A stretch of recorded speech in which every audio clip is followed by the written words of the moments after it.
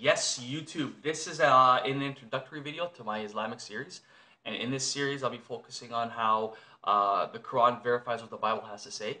And you see, most times when we engage, when Christians evangelize to Muslims, the first thing that the Muslims come up that says, "Oh, where does it say Jesus God? Where does it say Jesus says I am God, worship me? The Bible's been corrupted. This and that." They try to find little discrepancies about contradictions and all that. You see, Muslims have always been on the attack and Christians have always been on the defensive. And so right in this video, we'll show that, you see, Muslims lift the Quran up here and the Bible down here. Well, in this video, I'm going to show that I'm going to bring both up to par at the beginning. And then what I'm going to do later is be very surprising to those who watch the video. And because usually when I do evangelize to Muslims, they'll come up to me and say, "Oh, the Bible's been corrupted. The Bible's been changed. We don't have the original." And I say, "Who revealed that to you?"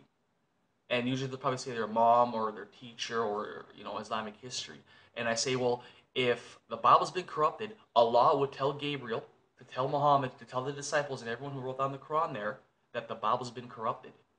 Now, and I always ask them, "Could you please show me one verse where the Bible's been corrupted?" Usually they cannot do that because most Muslims, have not read the Quran that I've spoken with. And when I show them either the Hadiths, which are Muhammad's deeds and sayings, or the Quran, they have not read them. They go by tradition. They go, "Oh, they've been told from a young age that the Bible's been corrupted, Quran's been changed. A Bible's been changed, and the Quran is perfectly preserved."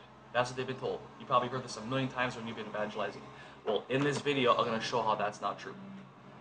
And so, like I said, this is not to offend the Muslims. I love Muslims. It's just the religion of Islam is the one they're being misled in. And I know the whole politically correct thing to do is so they don't judge anybody by their religion. Well, if someone's following a false path, wouldn't you want to tell them that they're following a false path? I mean, it's only loving to do so. I mean, it's how you express it that's the major difference. I mean, you have over 30 million Canadians in Canada right now somewhere. Each of them are going to probably have just a slight different, opinion on something. So we can't, crucify them all for having a slight opinion. And I'm going to show you in this video series how to, effectively witness to Muslims and to equip Christians on the Quran, because bear in mind, you cannot just say the Quran promotes violence, so the Quran promotes terrorism, because Muslims can easily appeal to the Old Testament. I know it's the whole different context of everything, but it's easier if you're going to witness the Bible, you have to be able to prove it outside the Bible too, how the Bible is effective. Not just that it's God's word, of course we stand on God's word, but again, if it can be proven in other sources that the Bible's intact, why not use them for your witnessing methods?